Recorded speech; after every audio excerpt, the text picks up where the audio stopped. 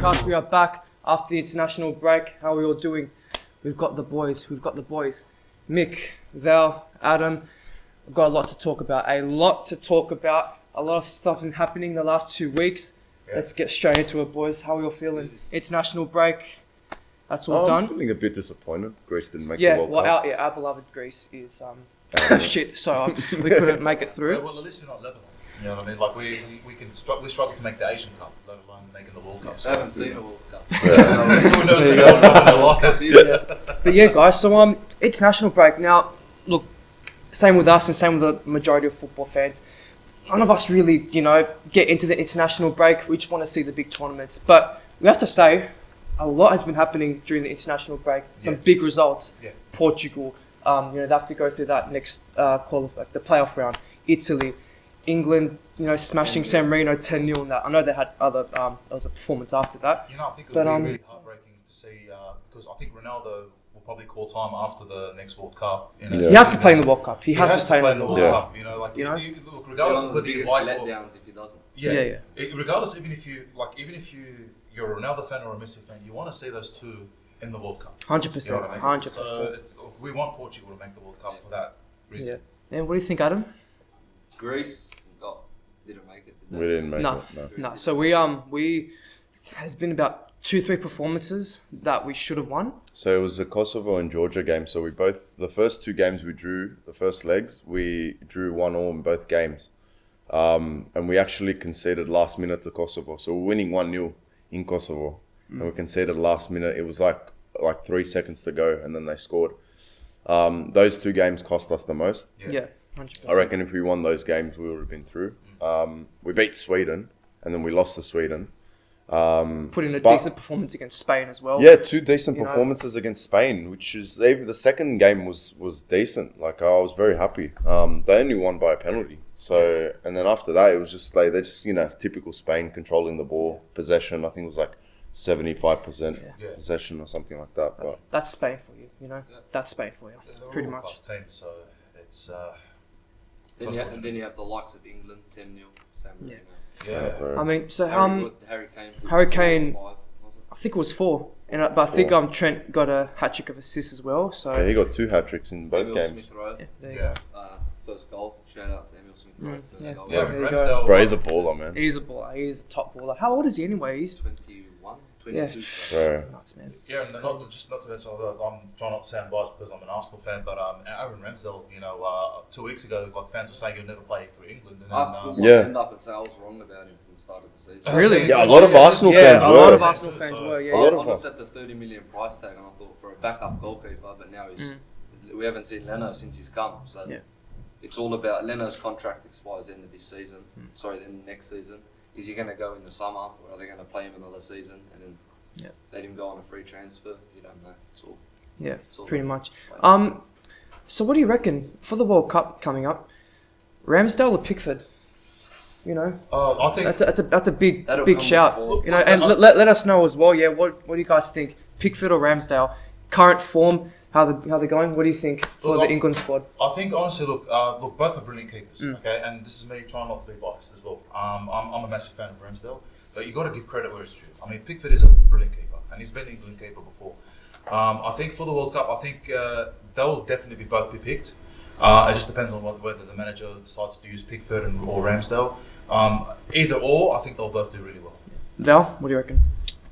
I like Ramsdale, man. Ramsdale? I'm very keen on Ramsdale. He's young.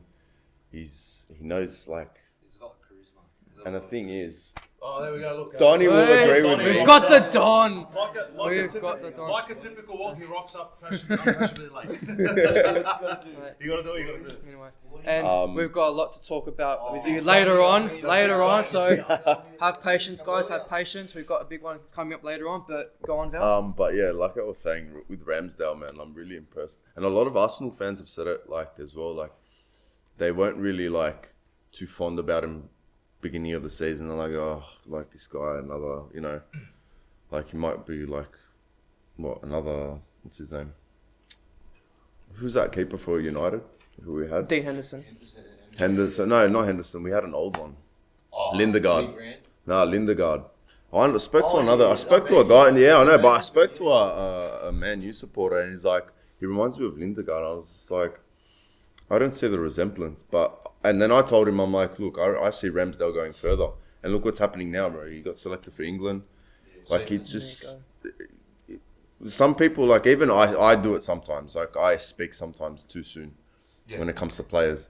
Or just games in general. You just But for some reason, this is the first time I've actually said that, like, a player will actually do good, and it actually turned out well, which was with Ramsdale. Yeah. And I'm impressed so far, like, bro, and he could definitely give it another solid year, bro. And I reckon he can take Pickford's spot. Yeah, just to add to that point as well, like, see with, like, I wasn't one of those fans, like, obviously, like, it's, Arsenal fans are expecting, world-class players to come in, you know what I mean, especially if we want to fight for top four.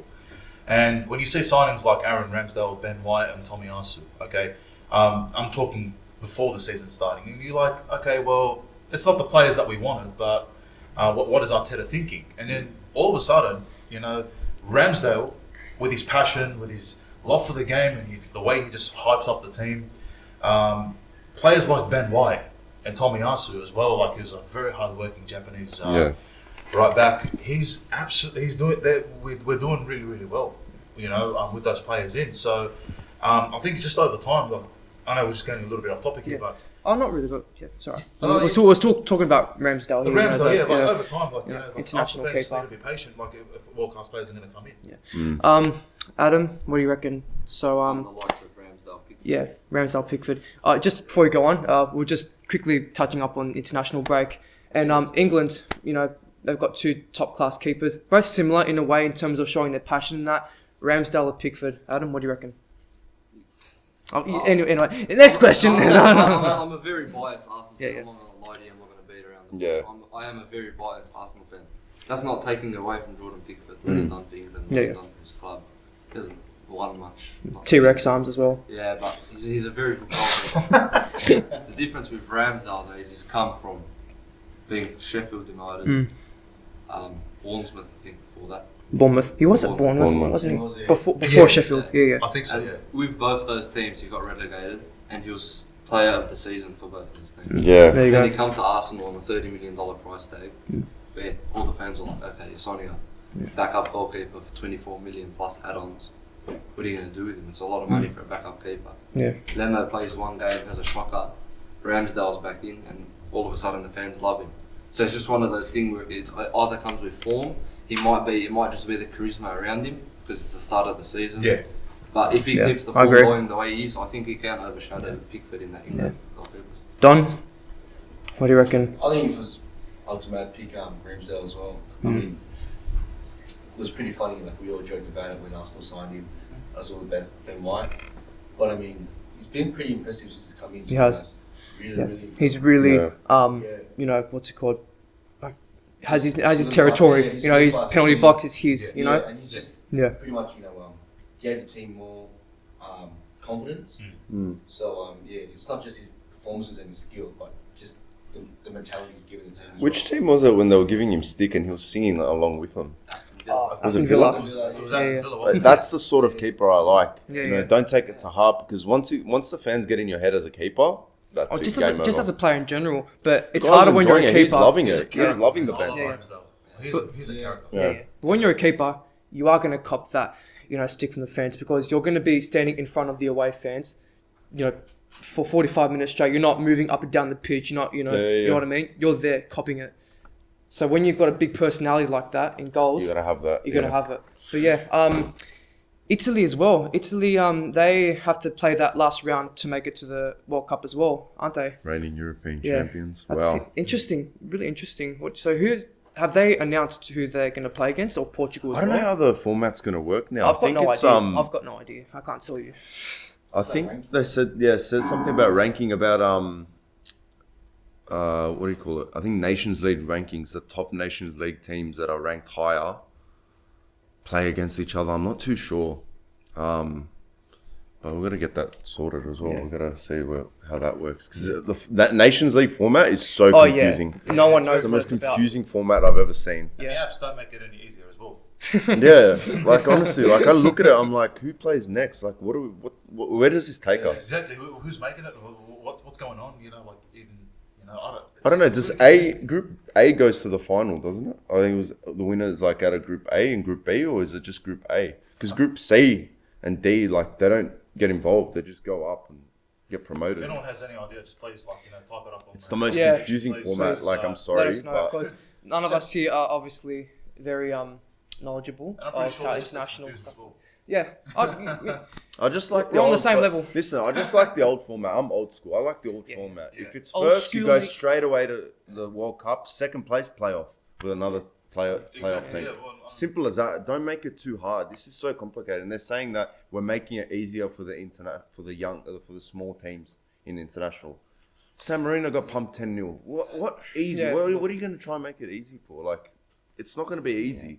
You know what San Marino is going to cop when you play England, Belgium, Greece. I don't know. We'd probably lose to San Marino, but yeah. Faroe Islands, San Marino, fucking chuck we were the Samoa in first there team as to well. actually lose to Faroe Islands. There we go, mate. The Ranieri. Greece are the first at everything, man. Losing to Faroe We Islands. lost. We had Ranieri as manager.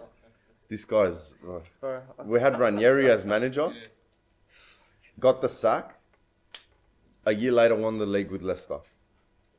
I'm just like, I don't know. Don't I manage think the it's Greek just team. us. Don't manage the Greek team. It's honestly, it's bad. But yeah, Yeah, guys. that's how it is. Yeah. Same with the Portugal coach. He was coaching Greece before. Santos. Yeah. Santos. Bro, he did good with us. We went around the 16 in 2014 World I Cup. think, Oh, he was in 2014 World Yeah, Cup. bro, he took us far, man. In 2016, he won the Euros with Portugal. There you go. Yeah. Yeah. Rumors has it that he's coming back. He's going to Yeah. coach Greece again because his contract expires with Portugal. Fair enough. So yeah. We can talk about who's going to be manager of Portugal next up, but How about manager of United? Yeah. What's that? Right. Oh, we'll get to that one soon. We'll get to that one No soon. worries. That one's the main I want to event. keep this guy waiting a bit longer, right? Because he's coming up like a volcano, mate. He's got a lot to say, but.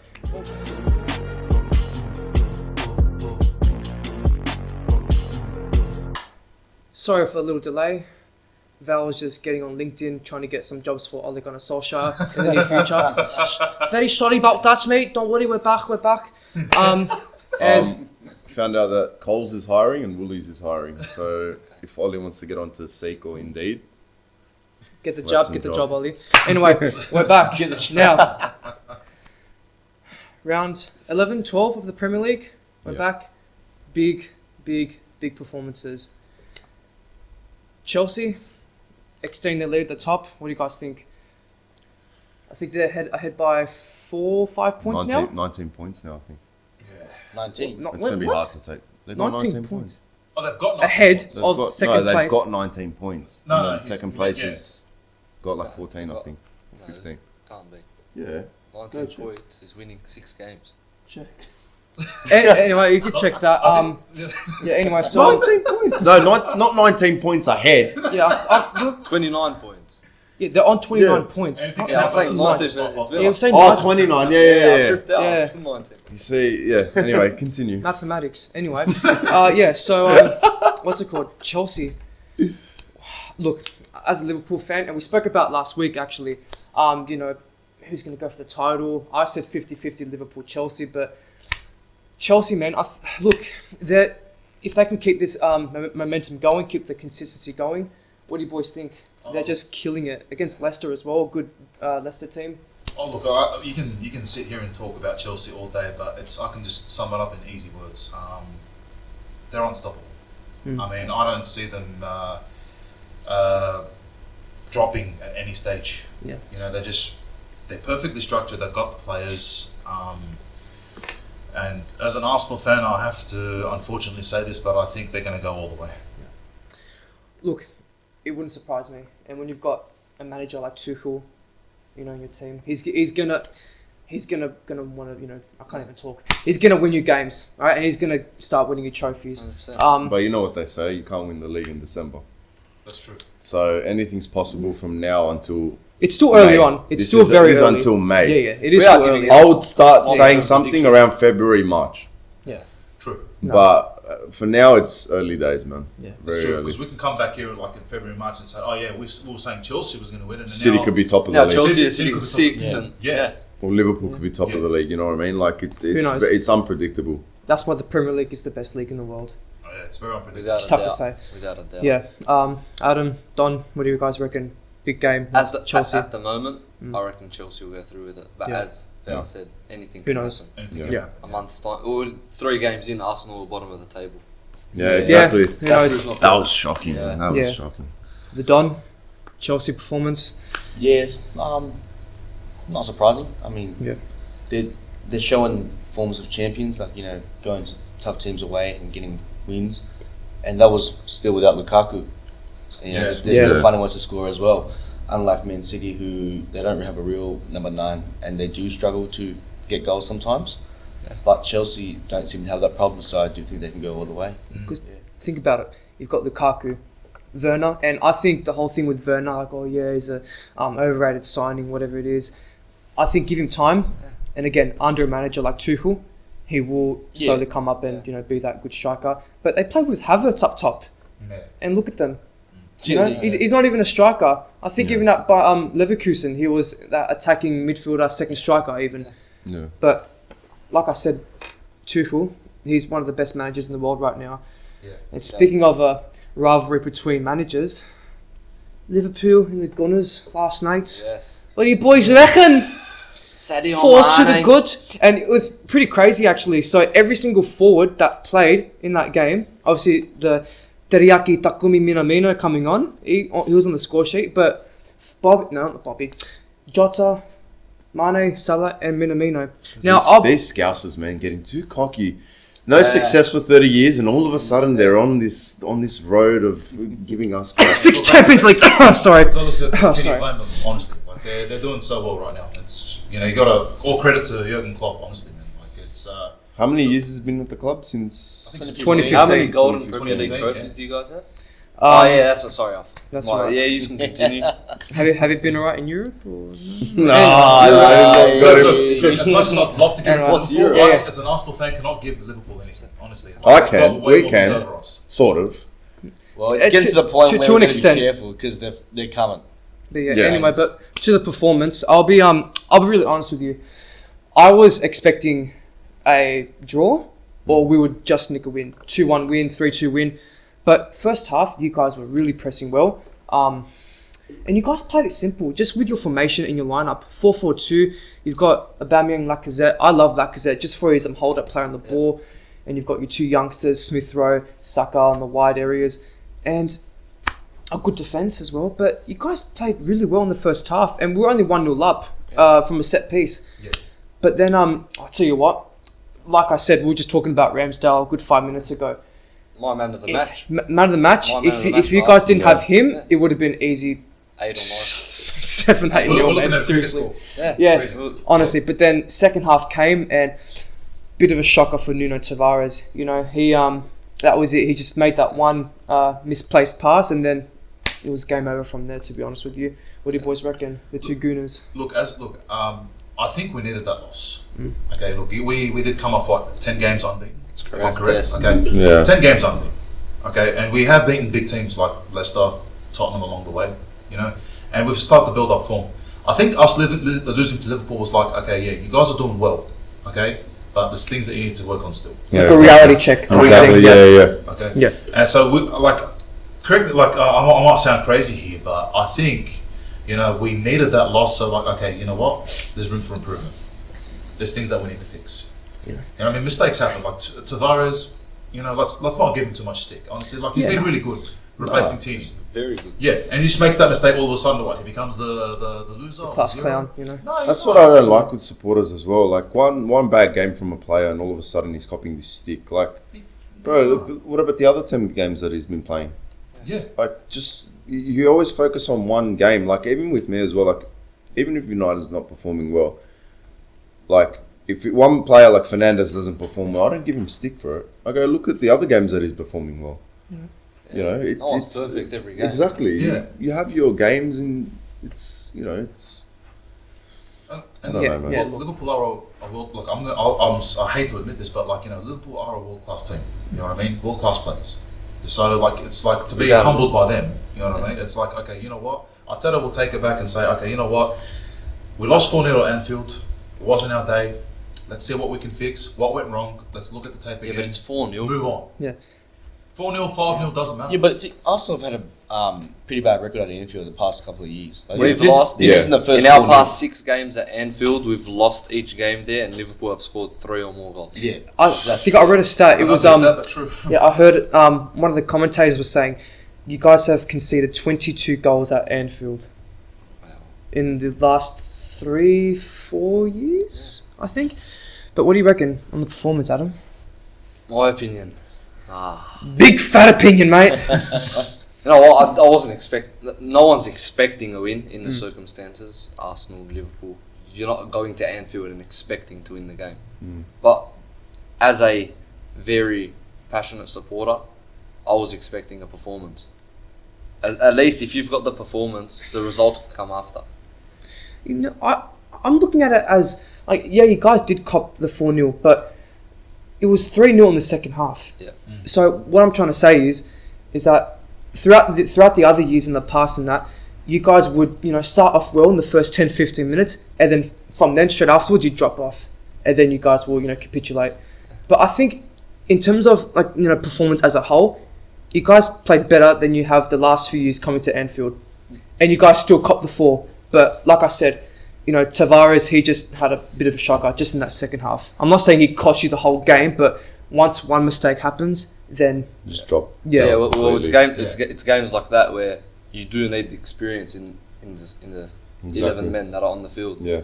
So with he had Tierney, could play. He chose Tavares. I'm not gonna lie, I was putting my hand up for Tavares as well Yeah. because of the recent form that he has Yeah. had, and Tierney come off 2 big international games, and just let him rest. You know what I mean? Exactly. Although he hasn't played because Tavares has played, but he was at international. Tavares was also under 21s for Portugal. there you go. Yeah. But yeah, Tavares, Sambi Lokonga for me, a bit inexperienced. It's positions like that where you do need some experience. I like Lokonga. I really do I like love him. Lokonga. I love him. I think his I'll never ability take that away to beat the press just from his body feints. I watched him play against Chelsea back in the start of the season. He played really well. But what I wanted to say is that in the first half, you guys were really giving us a run for our money. You guys really were. And there were a lot of times where our defensive structure was all over the place even. I remember seeing freaking 2-3 times Matip was playing at left back trying to cover Tsimikas something because Tsimikas was bombing it up the field and we lose the ball. But yeah, look, I'm not going to say you're never going to beat Liverpool at Anfield, but it's that fixture. There are going to be goals, whether it's going to be a 3-3 draw or you guys will pump us even, 3-1, 4-1, or Liverpool pump you guys.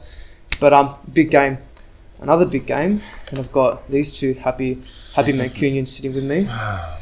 Watford. Well, who was the man of the match? Emmanuel Dennis. That's right, for Watford. I've never even heard of that guy. There you go. There you go. 4-1.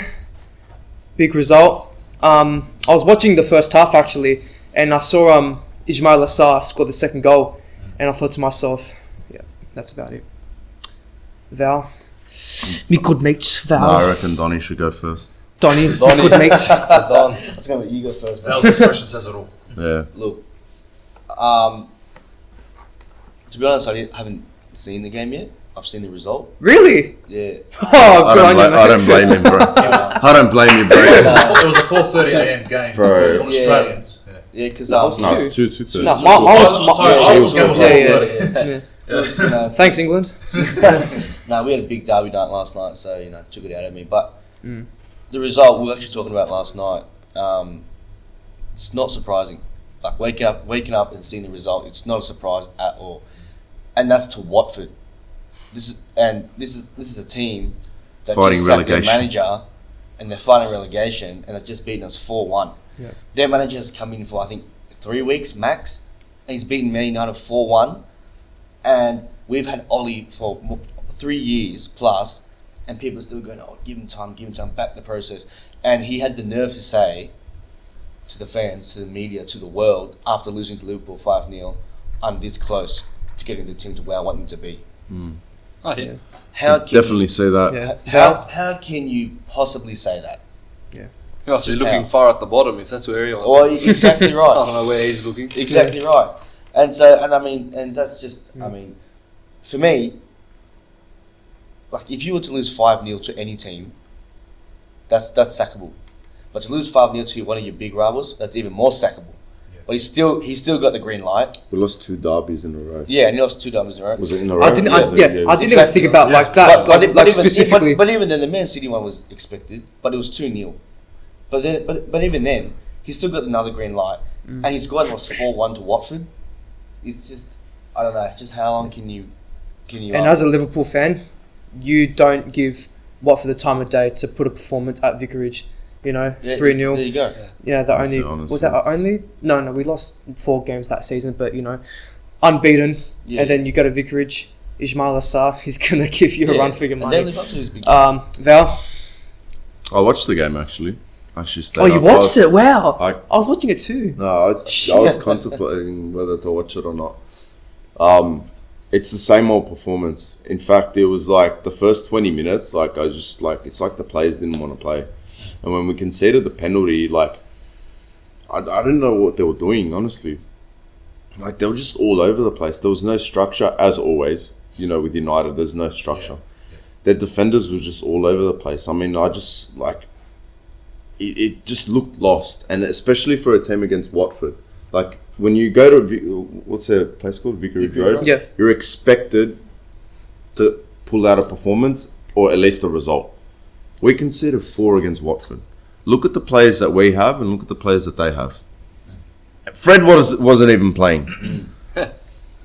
Fred? Honestly, it just annoys me because, we've got the talent, we've got the players, bro. We've got Ronaldo, we've got Sancho. Sancho started, thank God.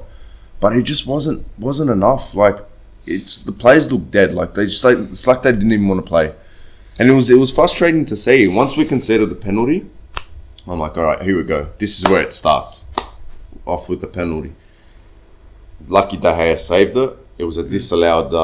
They had to retake it again. Was he off the line? And he saved it again. Who was off the line? One of the Watford players was off the line. Yeah, no, that's a retake. Oh, okay. He saved 2, The one who saved. He saved it. De Gea saved the second penalty again that they retook. But then after that, it just fell apart once they scored and it was just over. 2-0 at half time. I was watching it and then I turned around, went to the kitchen. I came back and it was 2-0 and it wasn't even 45 minutes. I'm like, seriously? Just making a sandwich and it's 2-0. Honestly, it's ridiculous and I don't know. These clubs turn into shit. Sorry. And not only that, bro. I don't know what the deal is. Okay, Harry Maguire, clear foul. Okay, and then I don't know if anyone saw this picture or you saw it during the game. Yeah. As he was walking off, Ole Gunnar Solskjær puts out his hand, high fives him. Good on you, son. Good on you, mate. I'm a footballing coach. I'm not a manager. I'm a footballing coach, and I've coached the players before. If someone did something on the field like that, I'll show them how disgusted I am. 100%. That was absolutely disgusting. Especially, I would have given him a high five, say, "Yeah, good on you, mate." Yeah. Especially after he took his captain's band off. You just took the words out of my mouth. You are captain of Manchester United. You're worth £80 million, more than Virgil van Dijk. Virgil isn't even captain, for Liverpool, and he's how he is as a player. And you're gonna there you go, son. Take the ball. I don't understand. Are you serious, honestly, man? I don't understand Maguire. Even when he did that celebration in the international break, Roy Keane called it out as well, and I give him props for that. Yeah. Roy Keane's the only one that calls it out as it is. 100%. Honestly, Gary Neville is. I've lost mass respect. I lost so much respect for Gary Neville. Yeah. When it came to that Super League talk, I gave so much respect to him. When he gave so much, crap to Liverpool, sorry my voice, for the Super League, I was saying, good on you, Gary. You give us, give the club, a bit of stick, Liverpool, But like I was saying, with Ole, with Gary Neville, he backs up his mate. He goes, just give him another chance. He's trying to make excuses. Even with one time, with Roy Keane, they were discussing one time about fatigue and all that. And Keane's like, it was 2 yards, just stick your foot out. It's so much excuses. And with Ole as well, so much so many excuses. With the Aston Villa game, he called a goal, Villa's goal, he called it offside from a corner. I heard that as soon as they interviewed him, he's like, what do you think about the performance? He's like, first of all, disappointed with Villa's goal. It was an offside from a corner. Our defenders were on the line. the goal was scored in front of him. Bro. Yeah, but the ball's on the line when he crosses it anyway. So it's going backwards. So I don't understand how that was an offside. Please, anyone that's watching, tell me how that was an offside. Because this guy is so delusional. Like, honestly, many excuses. We'll get to Ole specifically a bit more, but more back on the game. Would you look at the only positive of the game? This guy starting, Donny. Oh, Yeah. man. We're about to say that as well. I just wanted to give a shout out to Van der Beek. He came on at half time, and Yeah. I would actually love. He did open the front three a bit. And he got a goal as well. For Ronaldo. Ronaldo almost scored a few times. How good was Donny and Sancho's combination? When I didn't Donny see came it, on, but- he changed the whole attack. Yeah. That's why I just wanted to put that out. We'll let Donny 2.0 speak. Yeah. Well, I'm guessing that was the positive of the game. Van der Beek coming on. Yeah. Look, Positive. If there was a positive-ish. That's the thing. Like now, see, the only positive. he's starting to come on now, and it's one of two things.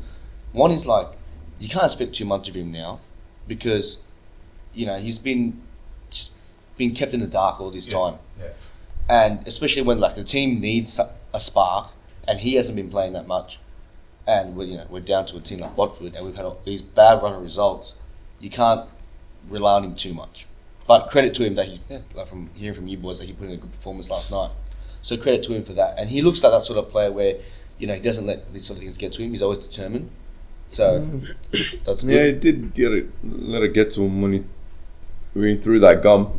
He got really angry when he put Fred on. Well, that as well. Because I'm telling you now, if Ollie put Fred on, we wouldn't have scored. We wouldn't have had those chances. Yeah. 100%. Well, 100%. It would have been the same old passing back, losing possession. In fact, we would have conceded more. I reckon we would have at least at half time. It should have been 4-0. Because there goes your midfield structure. As soon as you put Fred on, there it goes. It's just the biggest hole. The hole is bigger than the freaking Milky Way. Honestly, like if you look at the heat map, they were doing like a little heat map of Fred.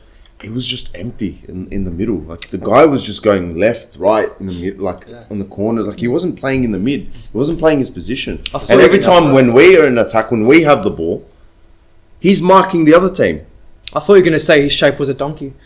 Because he is a donkey. Because he doesn't know how to defend. Like he doesn't know how to be a midfield. Honestly, if you watch Fred play, I feel like he's helping the ref. He's always running. He just follows the ref. If the ref will go, he'll go that way. If the ref have you noticed something? Every time someone takes the ball off him and he tries to chase him, he just falls. He falls behind them. He did it against Wolves with Adama. Adama destroyed him. But let's be real. Who's going to get the ball off Adama Traore? That's like, trying to get the ball off a freaking brick wall. Who was that player that pushed Ronaldo off the ball yesterday? Did you see that? It was a shoulder to shoulder. Yeah, it was in the air. It was in the air. Remember, he went up for the header, two of them at the same time. No, I swear. The ball was rolling and then he ran sort of behind Ronaldo, went side to side and went whack. And Ronaldo went flying. I was like, wow. But it was offside? But it was offside. No, it was in the middle of the park. So there was one towards the end where Ronaldo could have scored. But Yeah, that one. Yeah. But the other part was where Ronaldo was running first to the ball. And I think it was, what's his name, Sal? The Senegalese. Yeah, he was running, instead of going behind him, he went side to side, waited to go side to side, then shoulder charged him, and just Ronaldo went flying. You were going to say something? Wow. I was just going to say, I saw that one, what you mentioned, Anna, but because the games are late, I must have got the quick snooze and then woke up again, so I must have missed that. Yeah, see what happens? What happens with me is I've got because there were 5 or 6 games at the same time, 6 of them. Yeah. I've got 4 open, so I'll be just watching. That's through. mad. Doing these ones. Yeah. Yeah, what were you going to say? Oh no, that's pretty much what I want to say. Yeah, so just quickly, where does that put United on the ladder now? The relegation battle. No, look, I don't think United will ever hit the relegation zone. 7. I think now, because look, the thing is, if it's finally 7. official that Ole's sacked, I think now that United will step up. You know what I mean? Under a new management. Well, let's that's pretty much the segue into what I want to talk about now. Is the last 2 weeks, man? We've seen a lot of big news happening with managers. What's happened? What's his name? The guy from Aston Villa, he left, and then we've got my boy Stevie. First win today. Yeah, Stevie G. Shout out to him. Now, just quickly, it was a weird one for me with Stevie G going to Villa, because I'll be honest with you, maybe this is just me getting a bit too overexcited, but when I knew that Rangers was gonna leave Gerrard. When Gerrard was gonna leave Rangers, I thought he was gonna come straight to Liverpool, and I thought they were gonna instead of having us sign him in 2024, we'll just sign him like soon. But obviously it's not the case because Klopp has his contract expiring on the 2024. Yeah. But it was a weird one, like out of nowhere, Gerrard going to Aston Villa. But then you really think about it, he's a good manager. He's won, he's done a lot at Rangers. Coming into the Premier League with a good side, with good players. Yeah, a good stepping stone for when he gets to Liverpool. What do you reckon? Yeah, I think, you pretty much just took every word out of my mouth. Done. Moving on. That's how our fans get treated all the time. Our opinions mean nothing. No, I was just going to say, you pretty much took everything out of my mouth. I was going to say, because what Gerrard has done at Rangers, and for him to come finally get into a Premier League. I think if he was to take over Liverpool at this stage, I think it probably would have been too early. I think they would have done Barcelona with Xavi, a bit too early as well. So I think let him get groomed in the Premier League, let him get used to the Premier League life as a manager. Yeah. I think Aston Villa is a great start for him. And eventually, if Liverpool eventually want to, move on from Klopp after 2024 and start bringing Steven Gerrard, I think that would be a good move, in my opinion. I reckon they should. What they did is good. Bring him into the Premier League now. Get him ready a bit. Get him warmed up, and then once he gets that Liverpool job in 2024, he's going to have so much experience. You never know. Villa could win the FA Cup. They could win the Carabao Cup. They can make it to the bloody Europa League, Conference League if they want to. You never know. You never know. Gerrard. Now I rate Gerrard as a manager. It's like Nacho Vieira with Crystal Palace. Yeah. He's He doing beat exceptional City. well. So He beat Tottenham. There you go. So, But what do you boys reckon? Stevie G, good stepping stone for Liverpool? Yeah, well, of course he's got to come into the Premier League. He needs that experience. We learned that off Arteta. He was with Pep for a bit, but he came to us. We thought he didn't have the experience. It turns out there is a process. Apparently now we do trust have the process. Yeah. But another thing is Klopp. Don't take him for granted. You want to keep him as long as you can. Yeah, exactly. He's top flight manager. So Done. Yeah, I think especially for Stevie G and for Villa, I think it's good for both parties. Obviously for Stevie G, if he wants to take the Liverpool job in the future, it's good to get that experience. And I think in terms of Aston Villa, he's a good fit because he knows the game. He's done well at Rangers, and he's that level because he hasn't managed a big elite club, but he's managed a big club in Scotland, which is sort of around that level. Yeah. So I think it's exciting times for. And I think Gerrard, in my opinion, at least, he has had a really good build up to him, going to the top as a manager. Because you think about it, after he left Liverpool in 2015, 2016 actually, no 2015. At the end of the 14-15 season, he went to the Liverpool youth. I think he coached the under 18s. Really started from the bottom, getting his coaching badges and that, moving up, going to Rangers. Now, I don't care what anyone says. Obviously, Scotland isn't the same level as England or the rest of Europe, whatever. But in terms of the pace and how physical it can get, It's close to England. it's close. And I love, we watched the Old Firm derby, man. The touches were as heavy as freaking elephant touches, but they're back and forth. But Old Firm derby is probably one of the most the best derbies in the world. So pretty much we can sit here and we can say that Gerrard, when he started managing, he's experienced nothing but pace. Yeah. So I think coming into Villa have got a lot of good physical pacey players, and then obviously when it comes to Liverpool in 2024, I think it's such a perfect segue into that. Yeah, I agree. So that's my opinion. I think he's done everything right so far. He's taken his time, got his coaching badges. I think he can do it. I really think he can do it.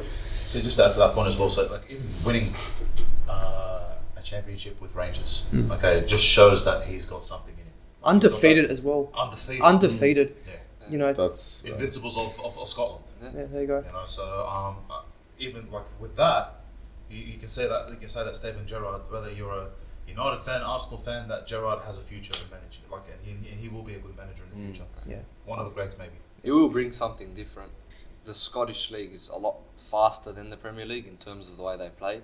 They play the ball a lot quicker. It's a quicker game compared to the Premier League. True. Coming to Aston Villa with quick, pacier players, he could do something there. And same thing when he reaches Liverpool. I feel when he did go to Scotland, I feel like he definitely brought some form of structure. Because like we said, like the pace is good in Scotland, but there isn't a team that really shows a good structure, a good formation. Obviously, in the Old Firm derby, structure goes away. You're gonna want to win it. You're gonna slide in tackles now. That's a derby, you know. Yeah. But I've watched a lot of highlights of Rangers over the last how long Gerrard's been at Rangers, and yeah, like he's got something. He's got his formation. He's got everything balanced, and like I said, I think when he starts, I mean, he's already won.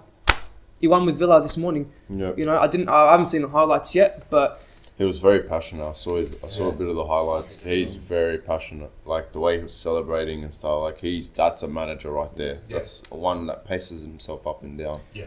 You don't want a manager sitting down and just like smiling after a 5-0 loss to Liverpool. You know what I mean? Sitting down or handshaking a player that got red carded. Yeah, pretty much.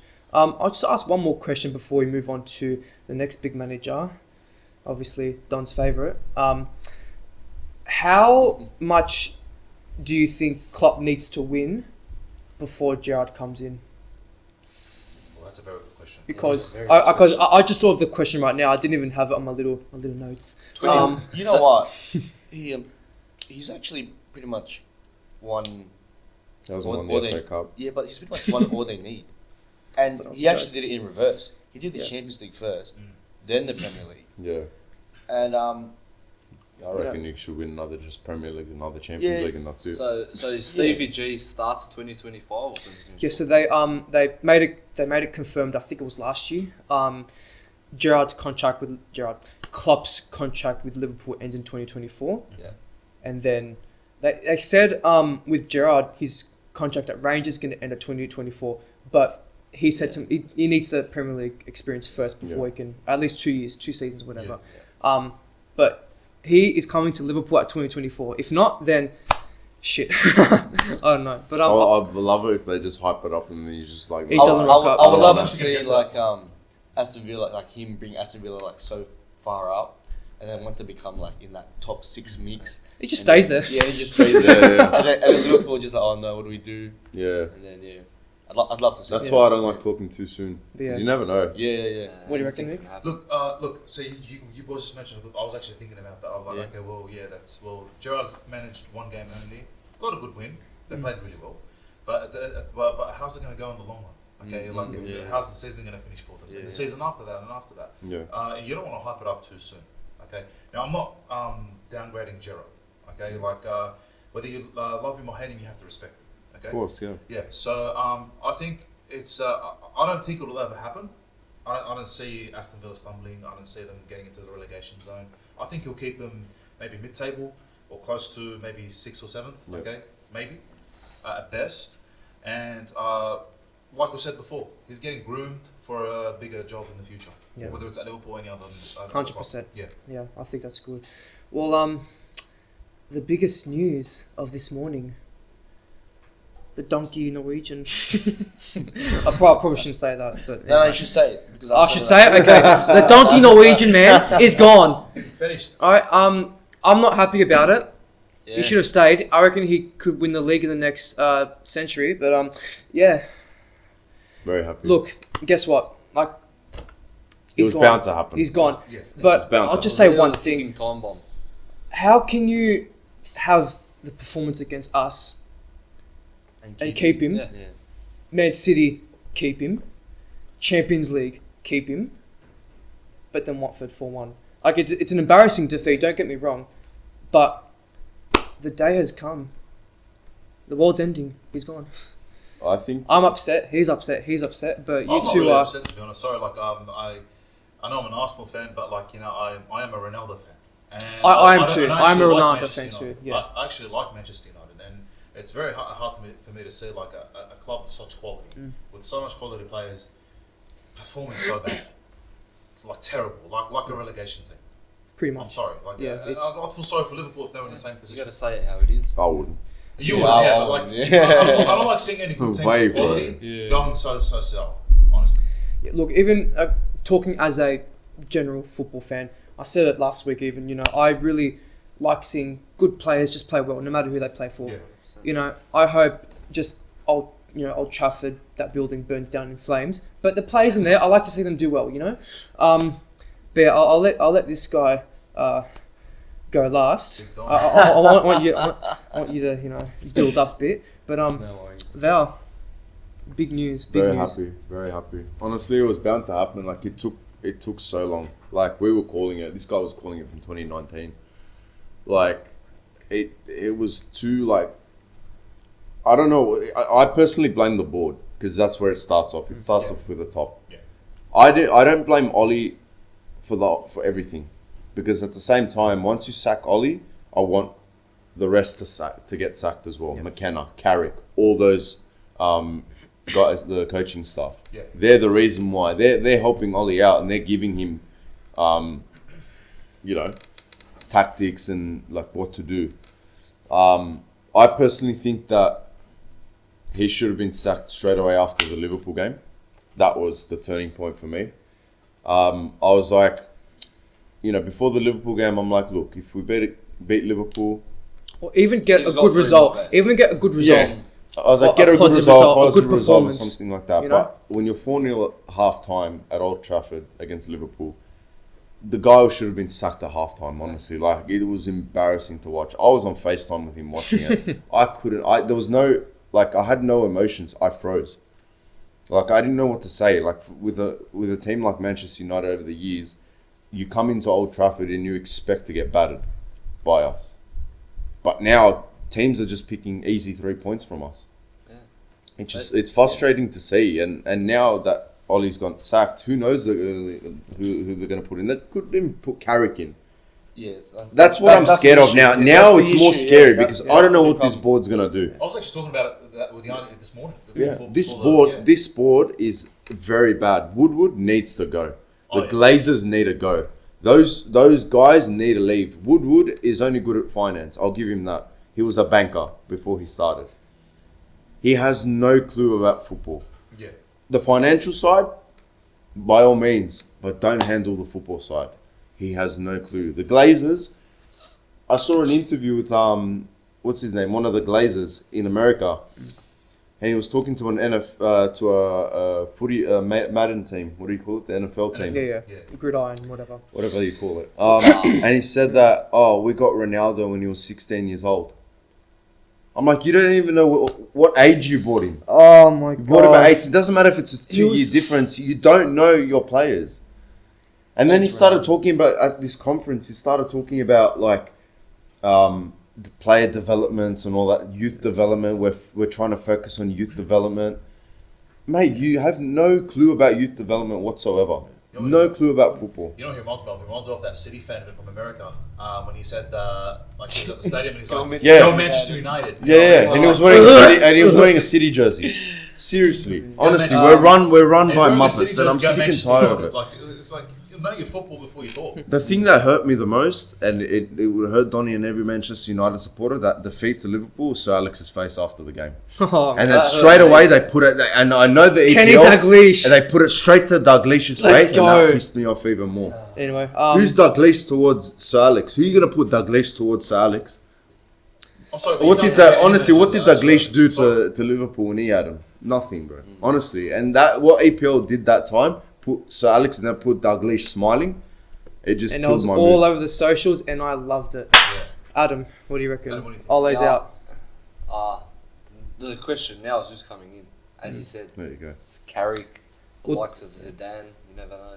We'll do a little prediction thing at the end for who will come in. But yeah, reaction on that, man. Reaction on it Yeah, just was ticking time bomb. Ticking To time me, bomb. it was ticking time bomb. He should have went after Liverpool, and then he should have went after City, and then he should have went now. there's a long Yeah, bloody league. ticking time bomb. Yeah. I'll tell you that for sure, man. Like straight up, Mick. I Pretty much what Adam said. It's just the question is like, who's gonna take the fault? Like, who's gonna look after the team? Who's gonna carry them on? Who's gonna build that team again and bring up the quality of the players and like make them the team that they used to be? I mean, when we were young, we used to think of Manchester United. We're like, shit, we're going to play at Old Trafford.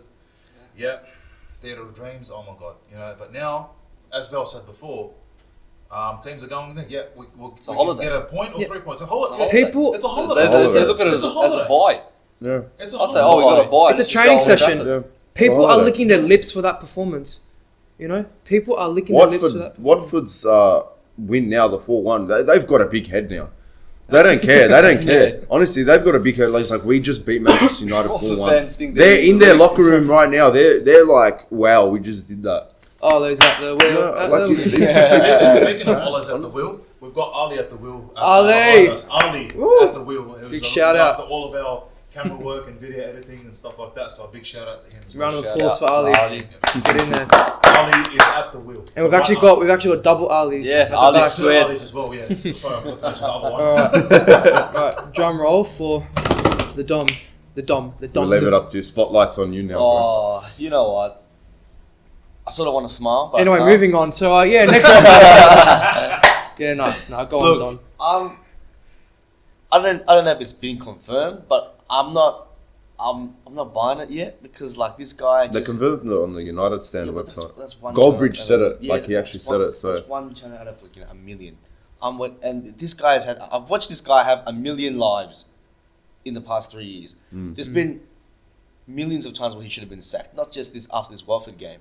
And you know what? Like, I got to get this out because the reality is, I was Ollie out when they sacked Jose and brought him in. Not because I have anything against Ollie at the time, but I could already see. And the thing is, like, now we talk about, the board. Jose said all this at the very start. Yeah. But because of the way Jose speaks, people didn't like it. Yeah. So they went against Jose. And then Ollie came in. The problem I have with Ollie is that he's got no experience, no tactics, whatsoever, no management skills, no anything whatsoever, no game plan. And we saw it time after time after time. It just never worked. And it didn't work, and it never was going to work. 100%. Exactly. So now, if they keep him, it wouldn't surprise me again. But where do you go from there?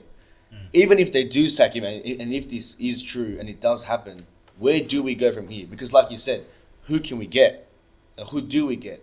If we put Carrick in there again, it's the same old story. Yeah. The thing is, we've already lost out on Conte. And the thing is, like, we need to get somebody in because I think we need to do with Chelsea to save our hopes of the season and to save our chances of keeping Ronaldo for next season. We have to do with Chelsea and go for the Champions League and win it. Because top four is going to be a fast stretch as well as the Premier League. So that's for anyone, whoever comes in. True. And even if we do, that's if we make it out of the group exactly. stage. That's if we make it out of the group stage and in the Premier League as well. Whoever comes in, even if they go on a winning run, they have to rely on results on the other teams that have gone above us. So it's a mess. Look, the thing with Ole is, look, we've all done it before in our lives, not just in football, but just in life in general, where if we're doing something wrong or, we're just not getting something right in anything, we're being consistently poor on something. We've all done it before once or twice where we'll let our ego and our cocking, our arrogance, whatever, take over, and we start making excuses or something, or you start deflecting it, or you start changing moving the goalpost or something from criticism and that. But there's this one video that I saw in particular, and I think it was from last year, and it was that video where he was in a press conference, Ole, and a reporter said to him that, asked him about Robin van Persie, and he said, Robin van Persie said, shouldn't be, you shouldn't be smiling after a game of football.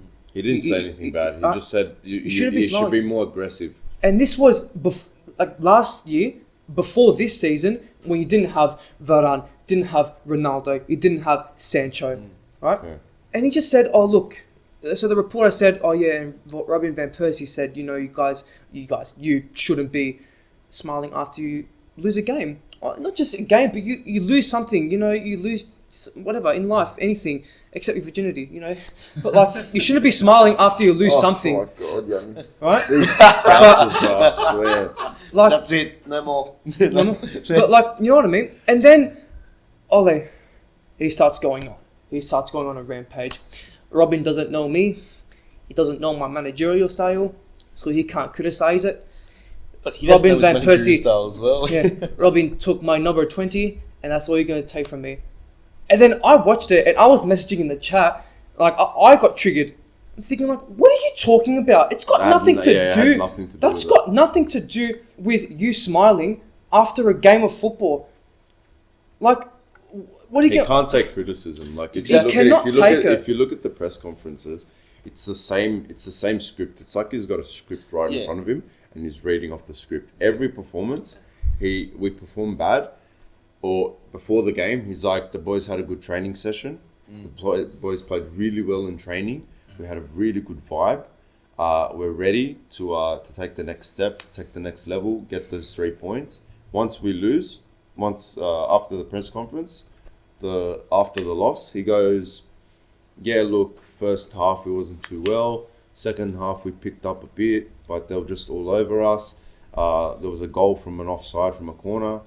Like, he comes up with like the most stupidest excuses. Just say it straight up as it is. Keane says it straight up, and I love Keane to death, bro. This guy is a Man United supporter in and out. And he's straight to the point. He's straight to the point. And Gary Neville goes, he comes up with the most stupid excuses. Their fatigue, their lack of, like, just stupid excuses. Say it straight up as it is. This is football. You say it straight up. If a team's performing bad, you say it. Stop defending your mate. Your mate's not going to last long there. The more you defend him, the more it's going to look bad on you. Just say it straight up. Just say, listen, Ollie's not performing well. I think it's time to go. Ferdinand was in the same position as Gary Neville, and he changed his mind after that. He's like, he needs to go. Keane was like that too at the start, because like when he was comparing Ollie to Lampard, going, why is everyone saying that Lampard's the answer to Chelsea, but Ollie's not the answer to Man United? Yeah. So he was on that in the same way, but now he's starting to, like you said, call it as it is. I'd rather Ollie. Honestly, I'd rather Lampard than Lampard, fucking Ollie. Yeah. Honestly. But yeah, what do you think of that video? You know, that, because I think you guys saw it in the chat, and I was full reacting about it. The one where Robbie Van Persie came in. Like, are you serious, man? Come on, just say it. It's exactly as you said, man. Like why are you moving the goalpost for? You know, we went from talking about you smiling after a game, after losing a game, and then, but it's just stupid. Just really stupid. Look at it this way. The fact that he said, after losing to like the biggest rival at home, 5-0, the fact that he said, oh, I'm this close to getting the team to where I want to be, that just says it all. He's not. He was buckling. He didn't know what to say. Yeah. Even today's press conference. But every comment he didn't even know what to say. Look, I've been down the road where we've been pumped by teams. Like I know it's club football and it's community football, but as a coach, like especially when you know your team's not performing, and if anyone asks me, like a friend asks me, you know, what's going on with your players? Why aren't you performing? I'll say it straight up as how it is. Like I would say to the club and to my friends, I would say, hey, you know, my players aren't playing well. I'd let my players know that we're not playing well. I'd pull one of my players and say, hey, I know you're a good player, but you're not doing well. I'd say to the forward, same thing, or the keeper needs to. I'll start criticising everything. They need to know what's going on. Yeah. I'm not going to sit there and sugarcoat everything and say, yeah, look, don't worry, we're going to get there eventually. Don't worry, everything's on track. Everything is this, everything Trust is the that. process. Trust the process. You got to give them something to trust. Yeah. Like quote that, clip that. Yeah. You got to give them That's something right. to trust. You got to give the. That's like, right. And now this is the Premier League, okay? And I said it last episode, okay? I said that that I'm with the fans when they left early against Liverpool. I'm with them. Yeah. Half time. Trusting what process? Exactly. Yeah. The club wasn't going anywhere. Like he said, trust the process. Like first of all, you got to have a structure when you're playing on the field. This guy had nothing. And I said it in the first episode, nothing going forward, nothing going back. You can see the players are lost. Like, they don't know what they're doing. Like, he hasn't got a structure. Like, every week he changes. Right. Today he played 4-2... What is it? 4-2-3-1 he played today. Like, it's just like last week, we played 5 at the back, didn't we? Or 3 at the back. The week before we played 5 at the back. Like, it's just no structure. One of the things that really, really gets to me, and this has to be let out because I just find it just ridiculous, where people actually have the audacity to say, "Oh, do you think Ronaldo is the problem?" Honestly, that triggered me so much. That triggers me because people actually would rather would accept it if Ronaldo left the club, went to another club. I personally think they're just trolls. They're just Messi supporters, honestly. That'll be a solid. Creating like 1,000 accounts. All for the sake of OLE, like staying as manager. That doesn't sit well with me. Trust me, that'll be another topic soon of Ronaldo being the problem. But I really want to stick with talking about the honesty of football players and managers. Now, what I want to talk about now is just more of a general football conception idea. Now, I really want to paint a scenario in your head. All right, you're a young footballer, young kid in the ranks in the academy. You're moving up. You've been taught all the good things. You've taught how to be honest. How to criticize yourself, and you spot criticism in other players or your manager. You're gonna say something. Let's be honest. I think it was you. It's football. You have to say it as it is. You move up in the ranks. You play for your childhood club. You're at the top of your game now. Then there goes your ability or your leniency of being honest and being straight up. Now, I want to give you an example. And I can think of so many. We can all think of so many examples of players just not being honest and saying stuff from a script and being a robot. I can go back to Mesut Ozil not being able to speak, with honesty because look what happened to him. Yeah. His club sold him out. Let's be real. But my example I want to talk about is, funny enough, Harry Maguire after the Liverpool game. Yeah. I watched that post-match interview of Maguire against Liverpool, and we said it before, 4-0 at half-time against Liverpool, your biggest rivals, 5-0 end result, yeah? And then he's standing in front of the camera going, "Oh yeah, it's just not good enough. Yeah, just not good enough." Same script. And then he said it himself in that interview. He said, "Yeah, no, I've said it before a few times, but yeah, it's just not good enough." And I'm not even a United fan, and I'm watching that thinking, I'm just getting so frustrated. It's the same thing over and over again. Now, I really want to ask this question, and this might be a bit of controversy or whatever, and please let us know what your honest thoughts about this. In terms of off the pitch aspects of football, pretty much, how much of a human being you can be, is it really worth it being a footballer? Well, that's I'm getting really deep into this because no one talks about this, A, and B, we live in such a a business-orientated football world now where, I can go back to Ozil, the second he said something, but you told me, it was, because Ozil is a Muslim, but what was it that he said? So he mentioned something about what's happening in the Asian countries where there's issues between the Muslims and getting killed and stuff. I'm not going to get too deep. It's a football podcast. Football. Yeah. He tweeted something about it, and what happened was all the Asian channels that actually pay the most to show the Premier League on their TV in all the Asian channels said, "Look, we're not playing your games anymore." Yeah. They said if Ozil's in the game, we're not putting your game. I just want to say something. I want to say something about this, and I wanted to get off my chest. I have a problem when you mix politics with football. 100%. When you mix religion with football. anything. Oh, just with anything. I want to have a little. Yeah, go for it. Because I always wanted to get it off my chest, and this is a perfect platform as well. Religion and football should not be in the same mix. Mm-hmm. Yes, we respect every faith. I respect every faith, whether you're Muslim, whether you're Christian, whether you're Buddhist, whatever. I respect your faith. You know what I mean? 100%. Politics, that is a big no for me in football. Mm-hmm. When it comes to players, let's say, for example, for taking the knee. I don't care what you do, you can take the knee or not, but I hate when people criticize someone for not doing it. For example, Wilfried Zaha. Some of the players, even some of the black players didn't take the knee. All of a sudden, they're getting criticised. Why didn't you take the knee? Why aren't you taking the knee? That's respect. That's disrespect or something like that. You know, it frustrates me.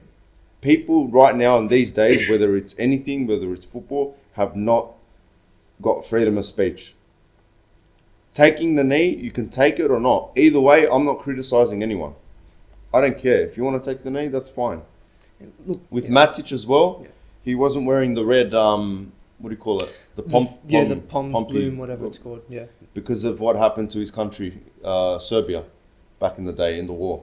And that's respect. You know, if he doesn't want to wear it, that's fine. But don't criticise him on about it. When it comes to religion as well, if Ozil wants to talk about that, that's fine. If people want to back him, that's fine. But don't ruin the guy's career. Yeah. Like, the guy is from a Muslim faith. If he wants to talk about it, that's fine. But when it comes to, and I'm going to get a bit political with this, but when it comes to putting a rainbow armband around you, I'm not criticising the gays or anything like that. You do what you want, that's fine. It doesn't bother me. Like, I'm all for anything. I don't care. Yeah, that's true. But from the moment you put a rainbow armband and everyone's meant to, you know, be happy with it and all that, have you asked the fans if they're happy with it? Yeah, Exactly. So when Ozil talks about his faith, he gets criticised straight away. But once you put that rainbow armband on, and if I say something about that rainbow armband, and I'm probably going to cop stick for it now, which I don't really care, 100%. we're meant to keep our mouths shut and say nothing about it. Once I mention the armband, the rainbow armband, that's it. Yeah, look, Val, I completely agree with you. Look, honestly, It's honestly, it's ridiculous. Again, we don't mean any disrespect to anyone. No regardless disrespect. of- I don't mean disrespect to anyone. We are just Yeah. talking about football. Yeah. Should just be about football. Yeah, of But- course. but Just go about on. football. No, Yeah. and this is for everyone. Look, honestly, Yeah. we don't care what religion, sexuality, gender, anything you want. Okay, when it comes to football, football is a religion by itself. 100%. A culture by 100%. itself. Yeah, we love it. Keep football. I mean, we live in a world now where things are accepted and things aren't accepted. I mean, it's the world game. The world game. So it's for everyone. Every single human being. Okay? Keep whatever's happening in the political world to the political world. Let people forget about the political world for that weekend or for during the week, during international breaks or whenever. FA Cup, whatever. Let the fans unite. Okay? For their team to sing under one voice, to cheer on their team, whether they're winning or losing, whether they want the manager out or not. They're all together for one match, for one team. And like Val said, when it comes to things like bending the knee, don't get me wrong, Black lives do matter, 100%. All lives matter. All lives. Everyone matters. Everyone's equal. At the same time, I said all lives matter to some people, and people got angry for it. I'm like, hang on a second, all lives matter, don't they? And when I said all lives matter, people were like, oh, no, that's not right.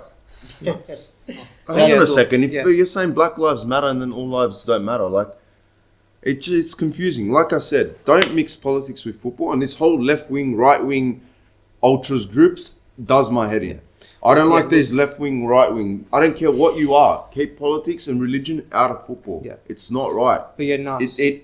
If anything, it divides everyone. Exactly. 100%. Exactly, it Yeah. does. We're already divided with rivalry. Yeah. Look, When it comes to football rivalry, the two clubs hating each other, we're already divided. We don't need to be divided through politics and religion. We're all one at the end of the day. If it's a world game, like Mick said, you can't mix those together. It's very bad. As you said, we're all divided through the rivalry. But once you get into the politics and all that, the actual It team becomes personal. starts dividing Yeah, itself. yeah. So Yeah. Man United fans or City fans will start getting agitated with other Even City between the clubs, let's say if you're a Liverpool supporter and one person is a communist or something like that, or a left wing, something like that, and then another person is a right wing, in the club splits right there.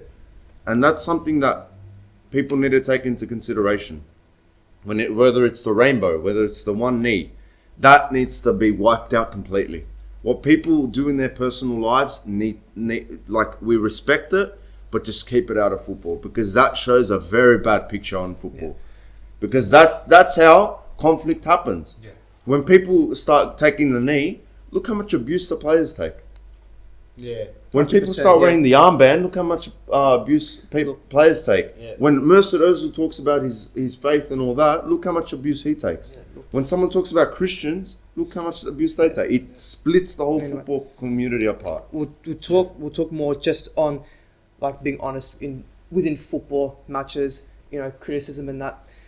We've all grown up in an era of football where, let's talk about like the mid 2000s, your Roy Keanes, Steven Gerrard's, that generation of football. Thierry Henry. Probably Henry, whatever. Legend. Now, I'm not going to sit here and say Roy Keane was throwing F-bombs, this and that, or manager was shit, this and that, or the players are effing awful, this and that, or even Gerrard, or other big name players for their clubs, right? But they're good with their words. But when it comes to honesty, they will say how it is. They will say how it is. I am so sick of every single bloody Tom, Dick and Harry in football these days saying the same thing. Yeah, it's just not good enough. Yeah, we're not good It's enough. just frustrating. It's frustrating. It's like a script in front of them. I feel like as soon as you sign for a club, they stick a bloody chip in you and it turns you to a robot, Yeah. a robotic piece of meat, and you have to follow everything that you have to say. You can't say anything. You can't Why say do you think anything. Mourinho got the sack? He Huh? spoke up. Conte now, I guarantee you, is not going to last long at Yeah, Tottenham. you can't. Guarantee Like you, that won't last. But- Yeah, he won't. Conte won't last long in Yeah, Tottenham. anyway, I want to hear more from you two because Val talk for about 15 hours. But yeah. that's right. Let him speak. Yeah, let me talk. Let him talk. Shut it. Anyway, but now, like seriously, like honesty in football, it's been stripped of the game. Go on. It's thanks, man. It's one of those things where it's hard and you can see, like as Val said, that's what happens when you mix too much of it. Black Lives Matter More just talking about like football, like criticism in football. Well, that's what I mean. Not really talking about like the that's what I Black mean. Lives. So like for example, like when it first started, like the bending the ending, I understood it at the time because it was like a world thing, like it was everywhere. So I understand for that it too much, for the time when it started. But when it pushed on to like on like a year or so, that's when the players started getting abused, and this person didn't want to do it, that player didn't want to do it, and that's the conflict it causes. So yeah. Yeah, no. Look, what do you think, Adam? What do I think? Yeah, just just think about that example that I said with Harry Maguire.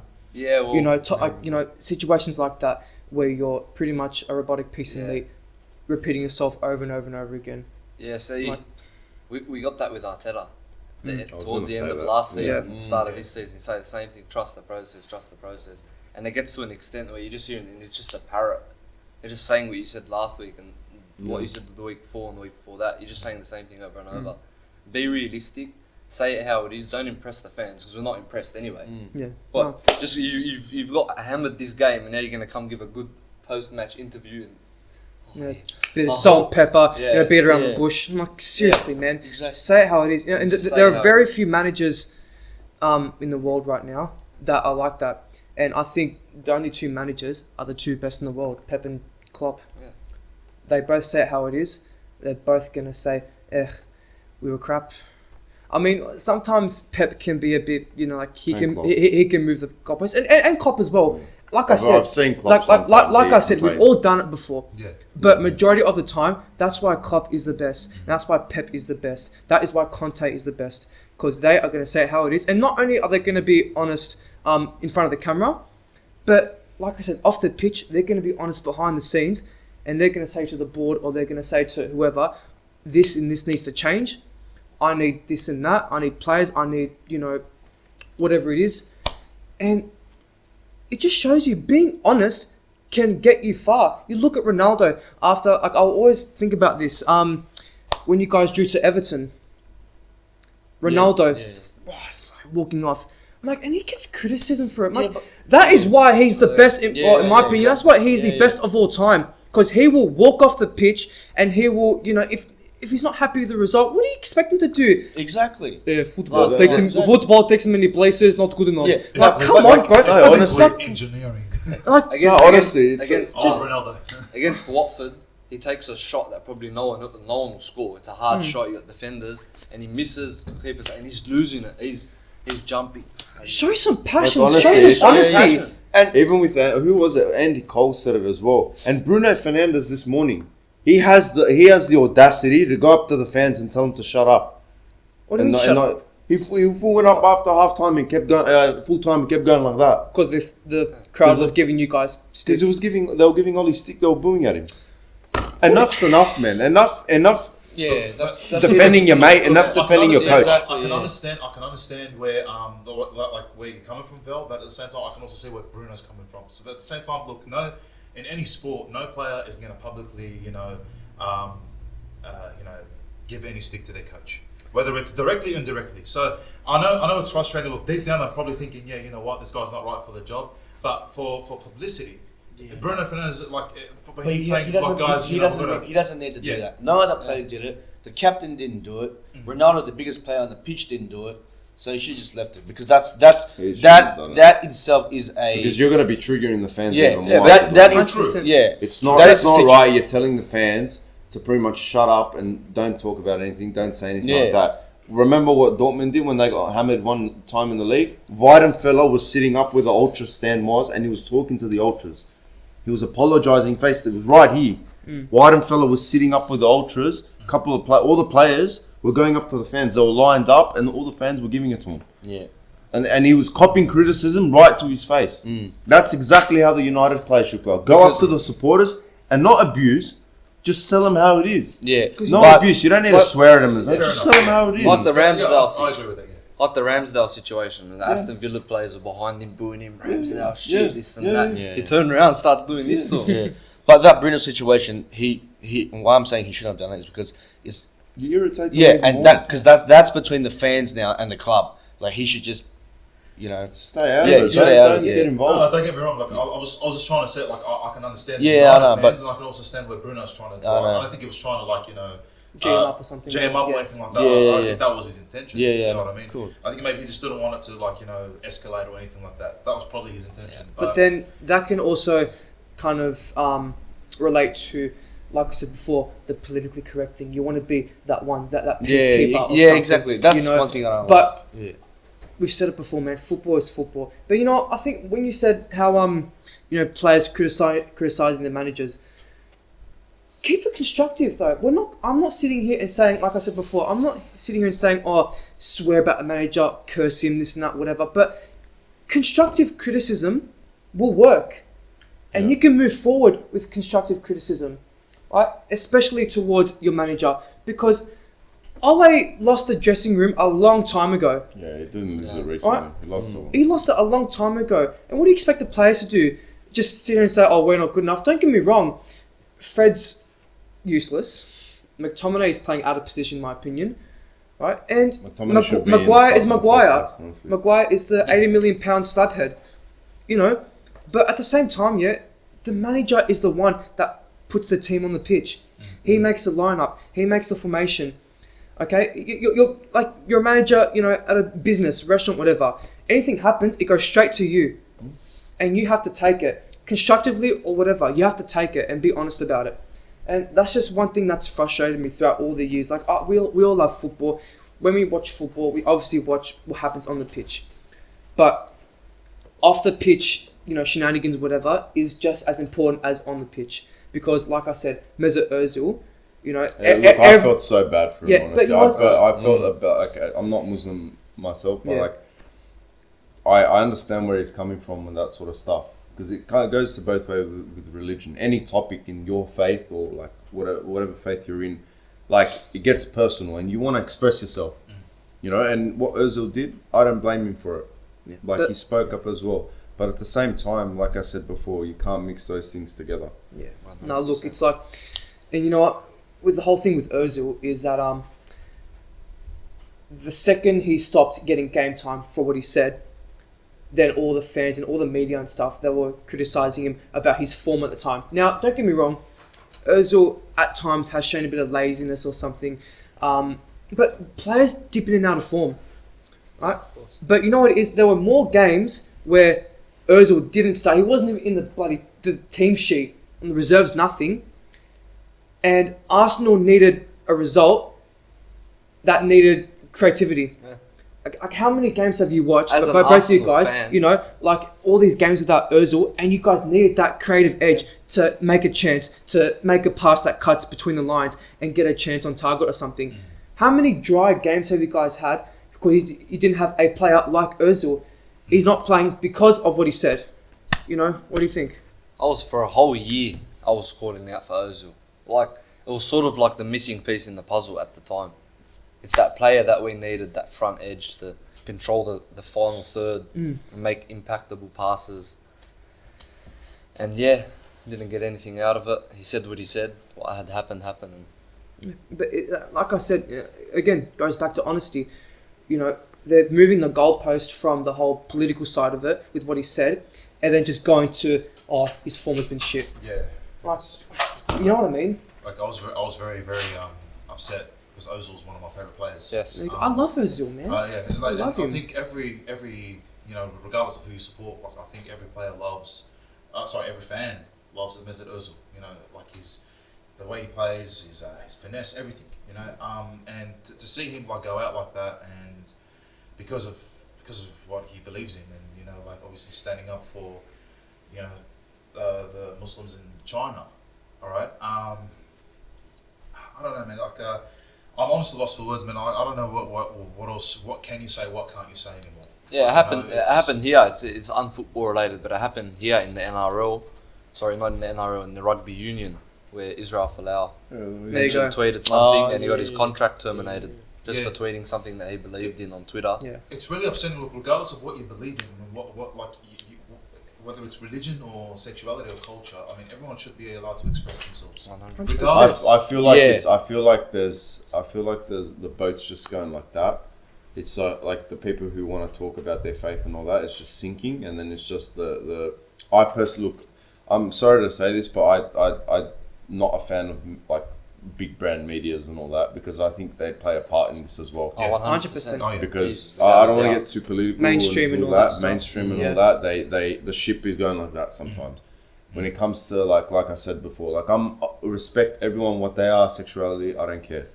But for Yeah, the so- fact that when you're expecting me, I might not like it. I might like it when you wear that armband with the rainbow on it, and then when you speak up, it just falls on deaf ears, and then you get called every name in the book. But then when you start talking about your own thing, like your faith and all that, you get sunk completely. Yeah. It's just, I feel like there's no balance.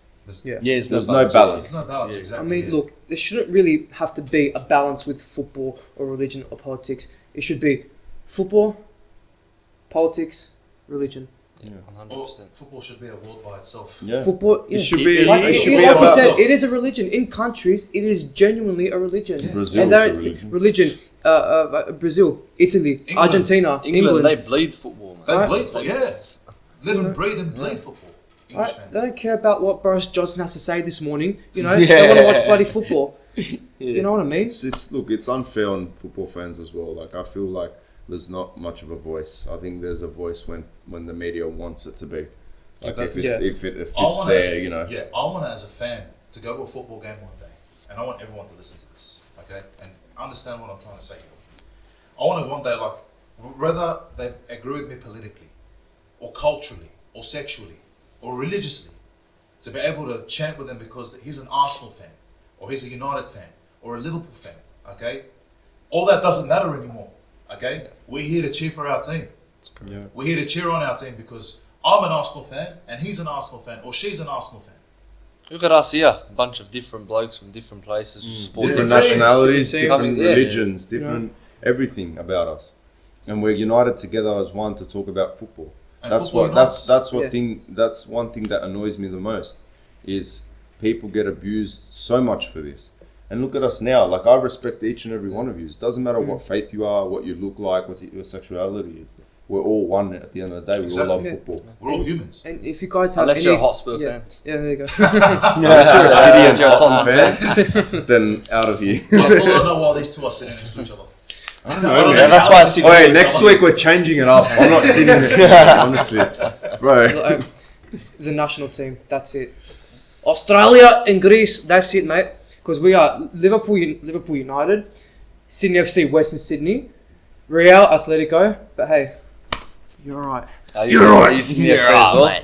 But yeah, Sydney FC. let's go, bro. But yeah, no, look, City with the service, whole, yeah, The look, Wanderers, bro. Yeah. yeah, see you later. Anyway, but with the honesty thing, you know, like, as they say, honesty is the best policy, and when it's constructive honesty, constructive criticism, no matter what, it should be stated in football, whether you're doing a press conference, pre-match, post-match interview, you have to say how it is. You have to say it as it is, because that's what the fans want.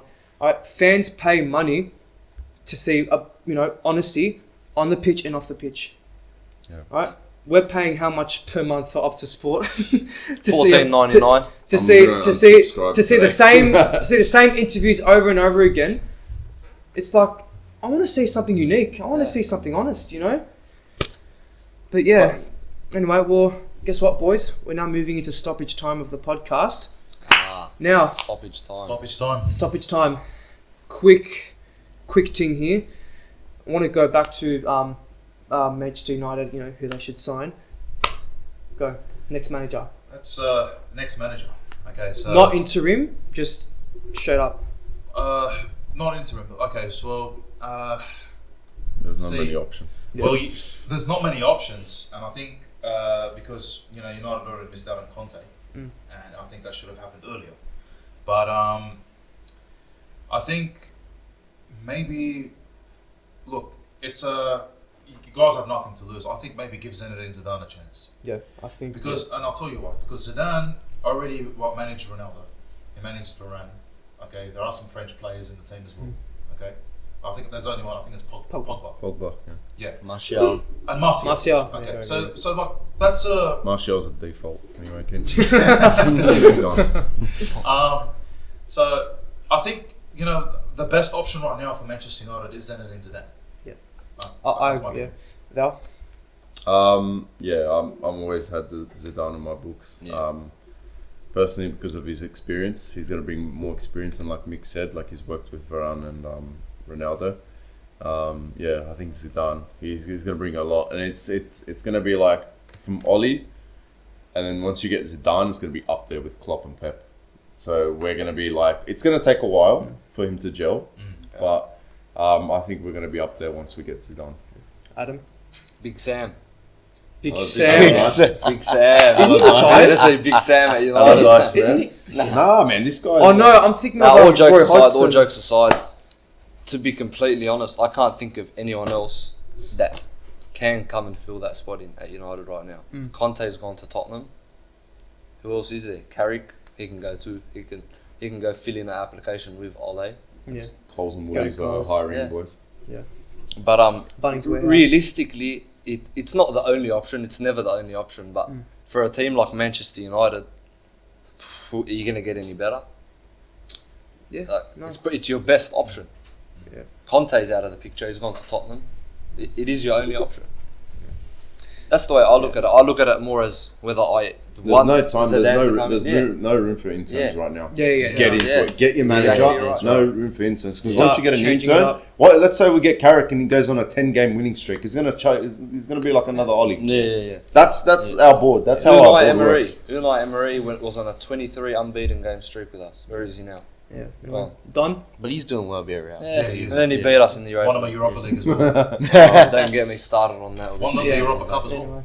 Anyway. Don? Well, The Don?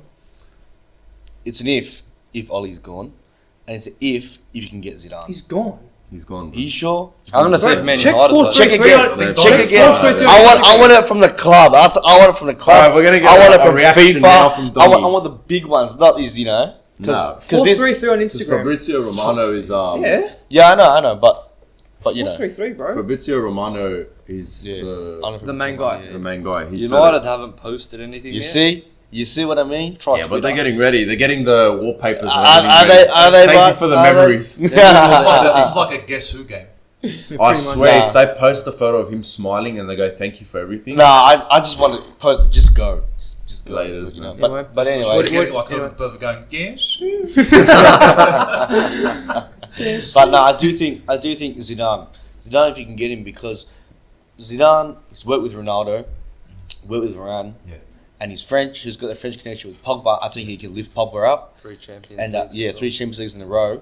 Martial, they say they want to keep him. So if you can bring Zidane in, I think Zidane is the sort of guy to get Martial going. People say that he doesn't really want to come to England, but come on. You never know. Yeah. But with Ronaldo and Varane, that's a big influence to get him to change his mind, and maybe Pogba as well. Pogba could stay. Yeah, Pogba could stay, and then people also go, oh, but he can't speak English. Look, we don't need a manager that can He speak can English. speak English. Oh, I've heard him speak and English. He was you- speaking to Beckham Yeah, when well- they made a video once. Well, it doesn't matter. We need a That's manager. enough. Yeah. We need a manager who can speak football and who can speak to Ronaldo, Varane, and they can get that. There's interpreters. Come on, You have a whiteboard. Just draw it Yeah. and go. You go there. Yeah, it's How simple is it? I got Google Translate. I'll work with Just you. Google Translate it, put it on the microphone at halftime. But Right, no, boys, but decision? football, it's that one language. They just need that system, the game plan, the trust, the process, and that's Zizou. Zizou. Zizou. For me, I was a massive I was a massive fan of Conte going in, and we could talk about this another time. But I was saying to Peter, you need a Conte, for what he's done. But anyway, I heard a few talks with Eric Ten Hag, Brendan Rodgers, but I think the main one is Zidane for me. But anyway, I think that's it. We've all saying Zidane pretty much.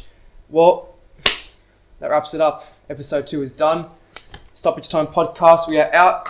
Like, subscribe, share, expose us, criticize us. Constructive criticism. That's what we're here for. Of course. Thank you so much for watching, boys. Say goodbye. Thank you very much for watching. Ollie out. Thank you. Just before we leave, guys, sorry, just to mention to everyone that we are on Facebook and we are on Instagram as well, and of course this podcast, the full episode will be uploaded onto our YouTube page. So just look for us at Stoppage Time Podcast and for the full show. Thank you so much, Thank guys. you very Appreciate much. it. See you later.